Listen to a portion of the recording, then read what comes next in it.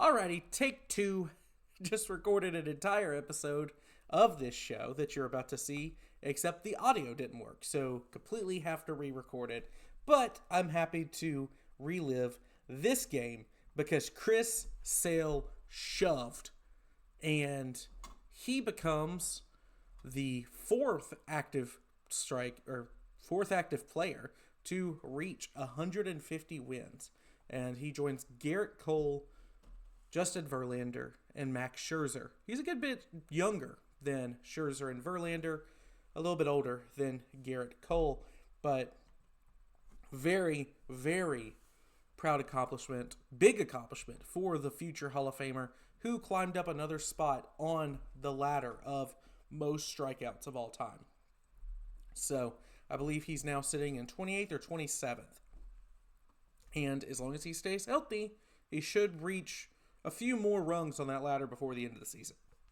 So it is an absolute joy to get to watch Chris Sale play for the Atlanta Braves. And this is the tail end of his career in terms of years, but this is pretty much as close as he is to his prime. He is just as good now as he ever was in a Chicago White Sox uniform, just as good as he ever was in a Boston Red Sox uniform. And I know that he won a World Series with Boston, but he won a Cy Young with Atlanta. He is a Cy Young caliber pitcher. And if he keeps pitching like he did today, he's going to win a second Cy Young and maybe a second World Series because he'll be a big part of wherever the Atlanta Braves are able to go this year. And just absolute great performance from Chris Sale. You've got to actually pull back up the stat sheet because since I recorded it, I exited out of it. But I do know he went 6 innings with 9 strikeouts, 1 hit given up. That was to Trey Turner in an inning where he got himself actually into a little bit of a jam, managed to get out of it unscathed. Yeah, 6 innings pitched, 1 hit, no earned runs, no runs at all, 2 walks, 9 strikeouts, 1 hit by pitch, and we'll talk about it. So that third inning, he did run into a little bit of trouble. So it starts out with 2 quick outs against Sosa and Moore, and then Rafael Marchand gets hit by a pitch. Trey Turner singles, the only hit Sale gave up today, and then he walks Kyle Schwarber. Kyle Schwarber good at getting on base. He's just a 3 true outcomes guy, will draw a lot of walks, and it brings the bases loaded for Bryce Harper. Jason Aldean in the booth, full count, strike it, slider, strikeout, see ya. And Bryce Harper was sat down. Not a great series for Harper. Not a great series for all of Philadelphia. Harper had the 1 home run in game 1. But outside of that, not a ton on the stat sheet. Atlanta, the offense today struck early. And it just all started. Ronald Acuna Jr., single, hard off the bat. Baldwin, hard off the bat single. 104, I think, off the bat for both of them. Identical. 104.9, actually. 109.4. Even harder than I thought. Harder than Matt Olson, who looked just very offended that he got thrown a curveball in the zone by Aaron Nola. Ends up in the chop house. 3-0 Atlanta. That would have won the game right there before Atlanta even registered an out. But they kept it going. In the second inning, Mauricio Dubon hits a triple off the center field wall. Almost a fantastic catch there by, I believe Dylan Moore was in center today for the Phillies. Or no, Dylan Moore is, who was their center fielder today? Might have been Reyes. Yeah, it was Felix Reyes. Almost made a fantastic play, but just went off the end of his glove, slides right into the center field fence. It was Dylan Moore. He played center. Normally he's a second baseman. That's why it threw me off. And hit hard. I actually thought he might be hurt, but he popped right back up, threw the ball in. Dubon's on third. Does not matter, though, because Eli White comes through, puts a ball into the Phillies dugout, and we have a 5-0 game. And the Braves add on Ronald Acuna Jr. reaches via walk. Baldwin gets him to third after a single. And after Matt Olson pops it up, the Braves have a 6-0 lead. That's all they would score, but that's all they would need with Chris Sale and this bullpen behind them. So, the Atlanta Braves, once again, dominate a team early. And for Philadelphia, after last night, they came out. It felt like God wanted them to win that game. So many weird things happened with the outfielders. Yastrzemski dives for a ball, misses. It's a triple. It's a triple when Acuna misplays a ball in right. Eli White, who is actually a really good fielder, slips on apparently, it starts to rain just enough for Eli White to slip down. It's a triple.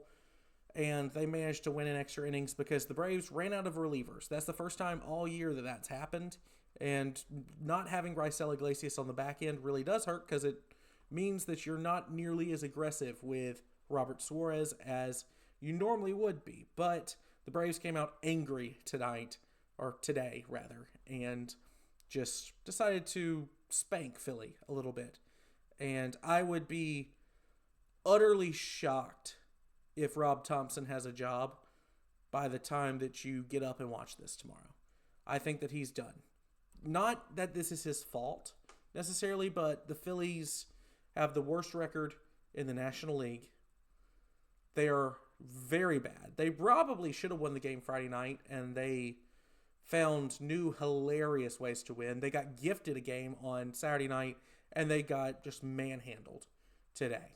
So they are very fortunate to be 1-5 against the Braves. They're very fortunate to have broken up that losing streak, but it's not a good time right now in Philadelphia or New York because New York got swept by the Colorado Rockies at Citi Field.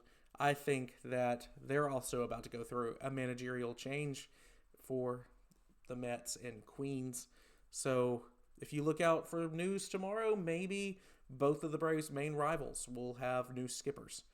But we'll see. Don Mattingly is, I think, the bench coach for Philadelphia, and his son is the GM. So there is a very good chance that Don Mattingly might be the interim head coach for the Philadelphia Phillies this time tomorrow.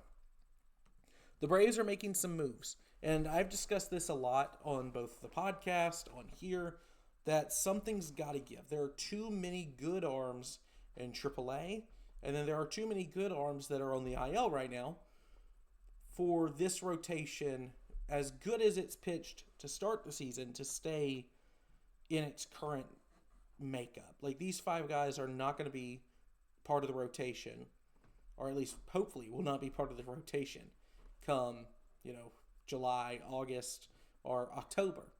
And that's not a knock against a Martin Perez. That's not a knock against, even a Reynaldo Lopez or a Grant Holmes, who are guys that Atlanta is going to be counting on to just maybe in a different role than what everybody else expected.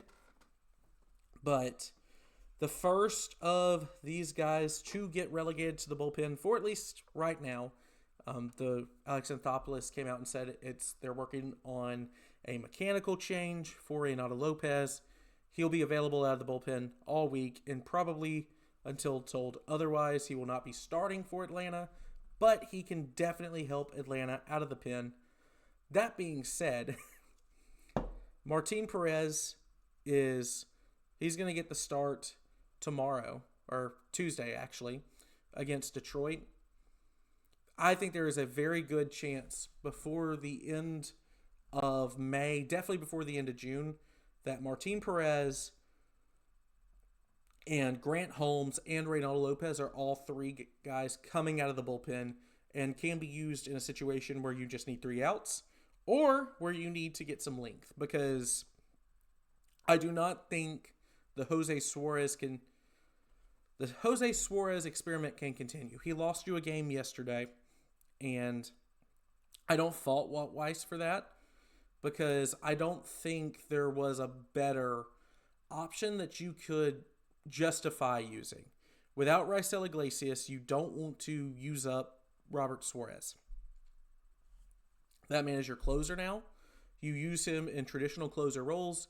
You're not going to bring him out for a non-save. So I understand that. He's been used a lot this week. You already went through your top of the end relievers. Cool. So you throw out Jose Suarez and he just loses the game for you, straight up. But with Martin Perez, well, may not more. They threw this out there that Martin Perez may get some play out of the bullpen. He already got some play out of the bullpen last week with Didier Fuentes. But with Reynaldo Lopez dropping into the pen, you do not need length down there right now because Lopez gives you that extra length. So I would very much enjoy them cutting Robert Suarez, or not Robert Suarez, definitely not Robert Suarez. Robert Suarez has been a gem for Atlanta. Jose Suarez, and just picking a kid from AAA to bring up if you think that there's someone available that can give you the length or give you, the ability to cover an inning. Or, this is an interesting idea. I mean, drop Grant Holmes down as well and bring up Didier Fuentes. I don't know if Didier Fuentes right now is better than Grant Holmes, but Grant Holmes has shown you signs that he might be way better coming out of the bullpen than he is as a starter. Just because the first three batters or so seem to go very well for him. The first time through a lineup seems to go pretty well for him most of the time. And I don't know. There are some interesting moves to be made by Alex Anthopoulos and Walt Weiss. And I'm glad I'm not the one who has to make those decisions. Ha-Seong Kim and Sean Murphy should be back within the month. Ha-Seong Kim, we don't have as many updates on him. I know he's down with the Florida Complex League Braves. But Sean Murphy he's finally starting to hit in AAA. No need to rush him. Jonah Heim is serviceable. But it would be kind of nice to be able to get Drake Baldwin off of his feet for more days. Sean Murphy, amazing defensive catcher. Probably really good at calling a game. And his bat shouldn't be as big of a liability as Jonah Heim's. And I know that you hate to lose that DH spot because Dominic Smith is good. But Drake Baldwin, DHing, twice a series would probably be good for his long term. And I think he hits better as a DH than he does as a catcher. So Baldwin is definitely still going to be getting his reps behind the plate. That's not going to change. But I do think that Atlanta getting Sean Murphy back, I think Jonah Heim will definitely be gone. And then I think the next casualty for Ha-Seong Kim to come back will be Kyle Farmer. As much as I enjoy having him on this team, I think he has had some fun times in Atlanta, even though he's really not gotten to play much, just, getting able to suit up in the uniform of the team he cheered for. I think that it's very clear he's going to be the first guy gone. He's just not gotten any playing time. And then Ha-Seong Kim probably going to start almost every day at shortstop for you unless he gives you a reason not to start him. And then Mauricio Dubon will probably platoon in left with Yastrzemski and give guys all over the diamond days off, able to play center, or all three outfield positions, third base, first. I don't know if he's able to play first actually, but second, third, short. Maybe even throw him in some catcher's gear. We'll see. But Dubon, excellent utility guy, and the way he's hitting right now, you don't feel bad getting a guy off his feet to play DH or just giving him a day off purely. And I think that I wouldn't honestly be surprised, as well as Ozzy is hitting right now. He's over 300 in his batting average, at least coming into this game. Yeah, Ozzy Albies hitting 316 right now.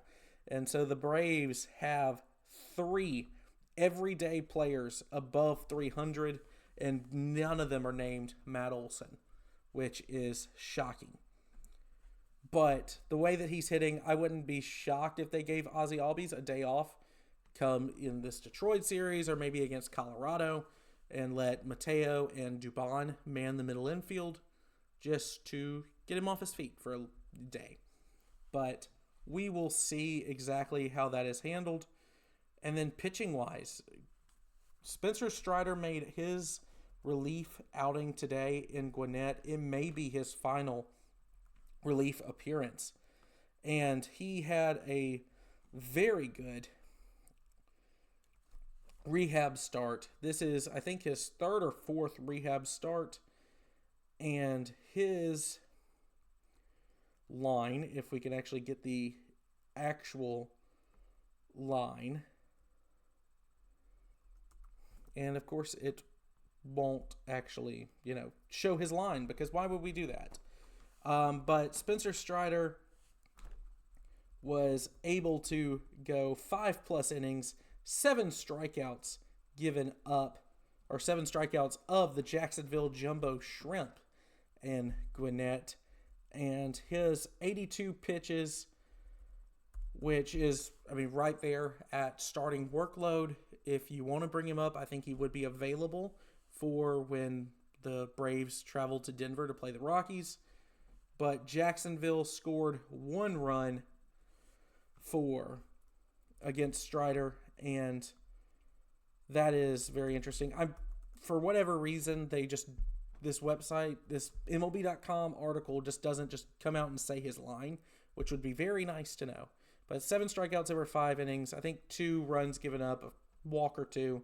His 4-seamer touched 97 miles an hour and averaged 96 during Sunday's outing. But we know it was 98 miles an hour and averaged about, a 3/4 of a mile per hour faster on Tuesday. I think that's just adrenaline. I think he'll be fine once he gets up to Atlanta, but it just doesn't hit the same coming from when you're pitching in Gwinnett when you are an all-star caliber pitcher in your past life. So something that is very good, though, is Strider's induced vertical break. 17 inches today, 18 inches on Tuesday, very close to where he was in 2022 and 2023. And I think that is your biggest sign for Spencer Strider, because if his fastball is elite, even not in velocity, but in terms of induced vertical break, he will do very, very well at the major league level, because his secondary stuff is enough to go off of when the fastball is working.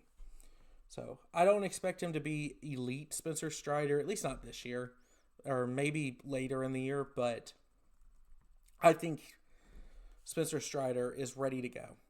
And I think you will see him this week, and the Braves are making roster adjustments necessary in order to make that happen. I wouldn't be shocked if they just keep Jose Suarez on the team until the road trip, let him stay with the team while they play Detroit this week, and then cut him, DFA him, and let Spencer Strider start in Denver and move Grant Holmes or Martin Perez full-time to the bullpen.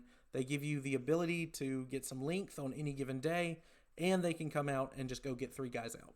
So very, very good problem to have for the Braves right now, but not a problem I envy for Alex Anthopoulos, because you make the wrong move, you cut the wrong guy, he ends up going to the Phillies or the Mets, who would have first pick at him, and he turns their season around and he's mad at you. Not a good look. Atlanta will face the Detroit Tigers, like I already mentioned, in 3 straight games starting on Tuesday, and they will face the brunt of the Phillies rotation, starting with Casey Mize, the right-handed veteran. And he's 2-1 on the season, 2.51 ERA, 32 strikeouts. He'll face Martin Perez, who's 1-1, 2.70 ERA, 14 strikeouts. Perez was skipped last time through on the rotation because he was able to come in relief of Didier Fuentes. Gave you 3 innings in Nationals Park and was able to pick up the win for Atlanta. Tariq Skubal will go on Wednesday, 3-2, 2.72 ERA, 38 strikeouts. That line doesn't matter. It's the back-to-back American League Cy Young winner, the best pitcher in the American League, outside of maybe Garrett Crochet. But Tariq Skubal, a little bit of a rocky start to start the year. He's really good. J.R. Ritchie will face him. So the youngin and J.R. Ritchie against the Cy Young in Tariq Skubal. J.R. Ritchie threw one start in his big league career. He is 1-0, 7 strikeouts, and 2.57 ERA. So we'll see how he does against, a guy who is on Hall of Fame trajectory in Tariq Skubal. And in the getaway day game on Thursday, Framber Valdez will get the ball for Detroit. He's 2-1, 3.41 ERA, 24 strikeouts, and he will face Bryce Elder, who I still believe is the National League ERA leader, 3-1, 1.95 ERA, 31 strikeouts. So, should be a really, really good time. The big names for Detroit, and then the back end of the rotation that has been more than advertised, more than meets the eye for Atlanta. Atlanta, the first team to 20 wins. They're 20-9 coming into the series against Detroit. Detroit is 15-4. Or 15-14, excuse me. If they're 15-4, that'd be a big news. But 15-14 against Atlanta's 20-9. They're coming off a series loss to the Cincinnati Reds.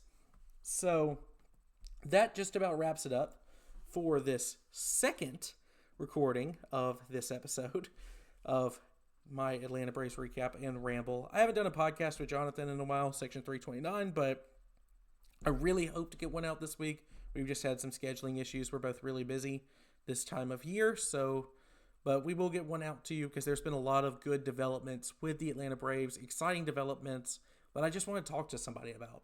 And I think it makes good content when we do it, but not your average game recap episode, but I wanted to talk about some things as well. So if you did get this far into the video, I thank you so much, as I'm filming this past midnight on the East Coast. And I really appreciate it so much. And if you do enjoy this content, please leave a like and subscribe. It helps me out more than you could know. And until then, or until tomorrow or Tuesday or whenever I have another video for you, I'm Cayden Sturgis. Peace out, A-Town down, and chop on.